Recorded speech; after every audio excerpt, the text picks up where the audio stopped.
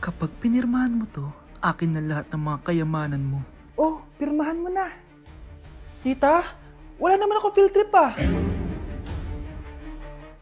Hindi pa ba sinasabi ng teacher niyo na may field trip kayo? Anak, okay lang. Pipirmahan ko na to para makasali ka sa field trip niyo. Walang iya ka talaga, Rosa. Wala ka talagang titira sa akin, ha? Manda ka talaga sa akin. Mabilis ka talagang utuin, Susan. Salamat, Mare. Ramon, napapirma ko na siya. Atin na ang bahay, pera at mga ari-arian niya. Magaling ka talaga, Rosa. Kaso kailangan na natin kumilos na mabilis. Kasi sabi ng doktor, nagre-recover na yung mata niya. Ano?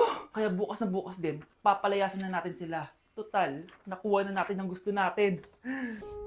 Nay, bakit mo pinirmahan yun, ha? Maliban natin kung ano nilalaman ng papel na yun. Huwag kang mag-alala, anak. Malapit nang matapos ang maliligayang araw ng tatay mo at ng kabit niya. Tita, bakit may dala kang maleta? Aba, syempre. Lilipat na ako dito sa bago kong bahay. Ano?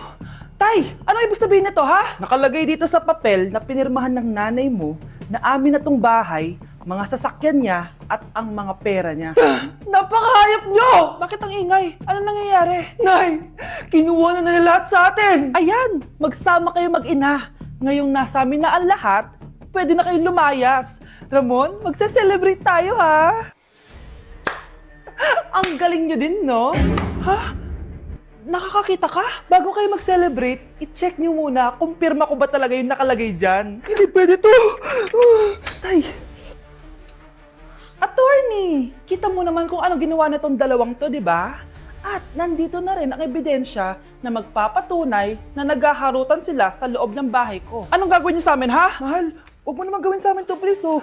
Magbabago ako, please. Oh, eh! Sorry kung natatapakan kayo pagka-love team nyo, ha? Arestuhin nyo na yung mga yan. Mag-celebrate kayo sa kulungan. Kayong dalawa, sumama na kayo sa akin sa presinto.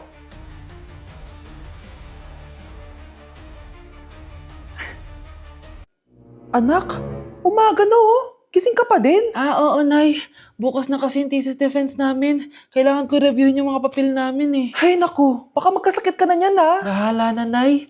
Last naman na to. Sana makapasa na kami. Good luck, anak ha. Galingan nyo.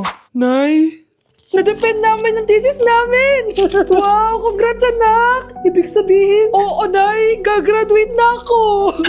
Salamat naman at makakapagtapos ka na anak! Oo nga Nay eh, worth it lahat ng stress at puyat. Kita ko nga sa mukha mo anak ko, sobrang dry, sobrang dull. Tapos parang na-sunburn din, no? Nay, ayoko naman magmukhang zombie sa graduation namin. I got you, anak. O, eto, gamitin mo tong Glad to Glow Brightening Moisturizer. Ginagamit ko to araw-araw, anak. Moisturizing talaga at madali ma-absorb ng skin. Take note, suitable to for all skin types. Grabe na yun, nag-brighten talaga yung skin ko. Ready na ako sa graduation namin. O, diba? Sabi ko naman sa'yo I got you. Hala, ang dami kalaban!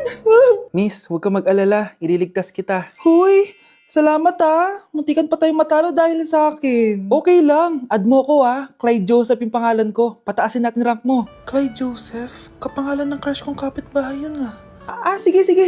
Bes, alam mo ba, nakalaro ko kagabi yung crush ko. Teka, yung kapitbahay nyo? Di ba matagal mo na crush yun? Oo, Bes. Sana makalaro ko ulit siya mamaya. Ayan na naman siya, Sana makalaro ko siya ulit. Bakit di siya online? Ay, kainis. Di ko siya nakalaro ngayong gabi. Wala ding signal dito. Si Clyde ba yun? Uy, Scarlett. Sorry di ako makakalaro ngayong gabi Nawalan kami ng internet kaya pala. Akala ko ayaw mo na akong kalaro Ha? Grabe ka. Crush nga kita Ha? Ano yun?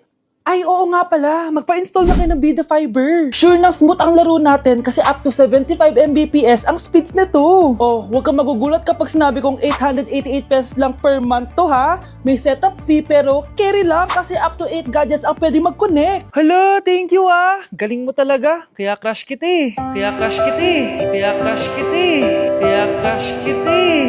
Mare? Uy, Mare! Long time no see. Kamusta ka na? Okay lang naman, Mare. Alam mo ba, Mare? Yung anak ni Brenda, Diyos ko, nabuntis. Ang bata-bata pa nun Chismis agad siya, Di niya muna asikasuhin yung mukha niyang parang tosino. Loh, Trust the process kasi yan, Mare. Huwag mo na i-gaslight sarili mo, Mare. Kaka-rejuve mo yan eh. Tingnan mo na sira ng skin barrier mo, oh. Tapos namamaga pa yung mukha mo. Wala akong choice, Mare. 3 months na nga ang kulay red yung mukha ko. Akala nga nila ako na si Anger ng Inside Out. Gusto mo ng choice? O eto, bibigyan kita ng choice. Gamitin mo tong Glad to Glow Blueberry Face Wash. For sure, after mo gamitin to, aayos na yung skin barrier mo at mawawala na pagka-inflame ang skin mo. Gamitin mo to day and night para bongga. Ay, salamat dito, Mare, ah. Oh, akala mo nakakalimutan ko na? Nasaan yung utang mo? Huwag ka munang dumagdag sa problema ko ngayon, Mare, ha? Yes po, ma'am. Dok, ikaw ba yan? Anak, samahan mo ako sa doktor. Oh, bakit, Nay? May sakit ka? Oo, ipapacheck ko lang tong skin ko kasi, alam mo na, tumatanda na nanay mo. Ay, akala ko naman kung ano. Hello po, Dok. Magpapacheck up sana ako. Yes po, ma'am.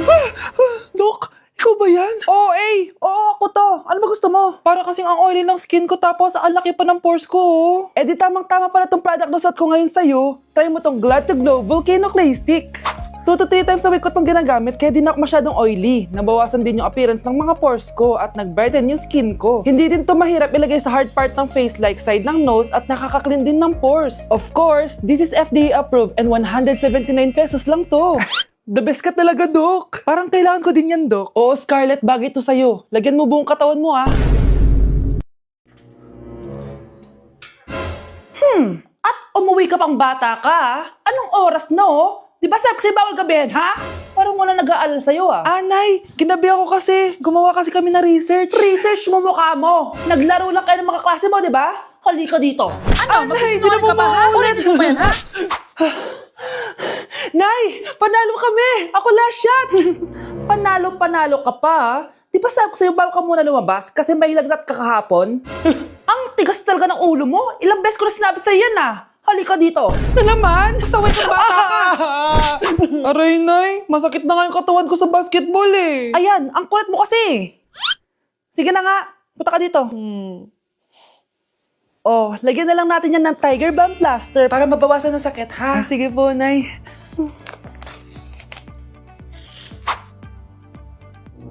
Aray! Nay, dahan-dahan naman. O ano, masakit? Ulitin mo pa, para mas masakit pa. Anak, pag nawala na ako, gusto ko lumaki ka mabuting tao, ha? Nay, ano ba yan? Tumigil ka na dyan sa kakaganyan mo. Pag nawala na ako, huwag mo akong kakalimutan, ha? Pakilala mo ako sa magiging anak mo. Sabi ko tumigil ka na eh. Oh anak, tulog ka pa din? Di ba may pasok ka? Gumising ka na. Si nanay naman eh, umagang-umaga eh. Anak, umupo ka na dyan. Malapit na matapos ng favorite mong ulam. Ayoko niyan, Nay. Ay naku, maldita na naman siya. Oh anak, tapos na to favorite mo lasagna. Kumain ka na. Bakit ka pa nagluto niyan? Ayoko nga niyan, di ba? Wala akong gana. Anak, anong oras na oh? Matulog ka na, ha? Hindi, Nay. Magpupuyat ako. Ano ba, anak? Bakit ka ba ganyan sa akin, ha? Magpupuyat ako! Kasi miss na kita, Nay. Miss na kita, Nay. Happy Mother's Day, Nay. Kyle, anak, uuwi yung mga kapatid mo. Talaga, Nay? Tagal kong hinintay ito. Grabe, akala ko nakalimutan na nila tayo kasi successful na sila eh. Miss ko na sila. Tagal na din nung last na pumunta sila dito. O sige na anak, hintayin mo sila sa labas ha? Maghahanda lang ako ng kakainin natin mamaya. Uy, Kyle, balita ko, uuwi yung mga kapatid mo ah. Opo tita. Paano niyo po nalaman? Basta! Siguro proud yung nanay mo kasi successful yung mga anak niya, no? Oo naman, tita. Nagbunga lahat ng paghihirap ni nanay sa kanila. Deserve nyo yan. Malapit nyo nang malaman ng totoo lang sikretong hindi nabubunyag. Pasok na po ako, tita. Sige. Hello, Nay! Nandito na yung anak mong doktor all the way from New York! Hi, Nay! Nandito na yung anak mong teacher all the way from Central Elementary School! Hello, Nay! Nandito na yung anak mong engineer! Naiyak naman ako. Nakumpleto din kayo magkakapatid. Sana nakikita to ng tatay niyo. Masaya ako na nandito kayo, ate, kuya. Sana maging successful din ako na kagaya niyo. O siya na, kumain na kayo ha? Galing pa kayo sa malalayo eh. Wow naman, Mare. Bigatin na yung mga anak mo. Saya-saya. Oo naman, Mare. Ilang taon din akong kumayod para mapagtapos lang sila. Pero worth it naman, di ba? Teka, Mare, para mas masaya, may kailangan kang malaman. Oh, eto. Ha? Ano to, Mare?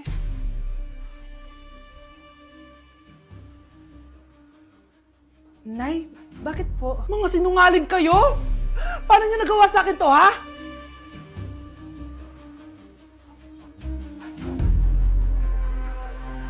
Anak, bumili ka nga ng paminta kila Aling Bebang. Isa lang, ha? Sige po, Nay.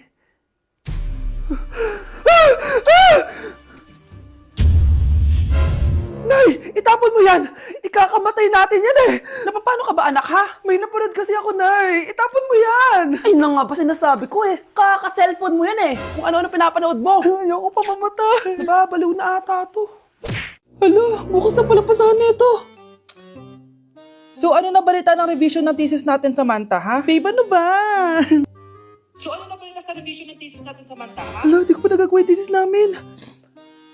Nagka-emergency kasi. Sus, emergency? Kasama mo lang naman jowa mo. Tanggalin kita sa group dyan eh. Patay, lagot ako neto, babe.